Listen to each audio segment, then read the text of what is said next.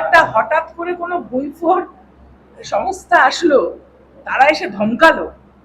সবচেয়ে বড় কথা যে এইখানে বসে ধমকে যাচ্ছে। আমি রাজনীতি করছি ধরুন 40-42 বছর, একটা মেয়ের বয়স 22 বছর, সে এসে এখানে ধমকে যাচ্ছে। নাম আপনারা বুঝে নিন। হ্যাঁ, তাই তারা তো সারাক্ষণ ধমকাচ্ছে কি করে পলিটিক্স করতে হবে, কি করে ভোট করতে হবে, কি করে। এবারে ভোটটা আপনি দেখুন, সারা বাংলা জুড়ে ভোটের ব্যবস্থাটা দেখুন। সর্বনাশ করার মূলে যদি কেউ থাকে তাহলে ওই সংস্থা একেবারে সর্বনাশ করে দিয়েছে। আইপ্যাক ইস্যু থেকে দিদি দলের সঙ্গে অনেক আগে আপনার দূরত্ব তৈরি হয়েছিল।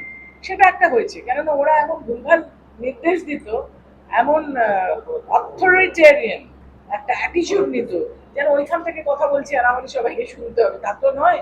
যুদ্ধ করতে করতে লড়াই সংগ্রাম করতে করতে জীবনের সবকিছু শেষ করে দিয়েছি শুধু গণতন্ত্রের প্রতিষ্ঠা করতে এই রাজ্যে।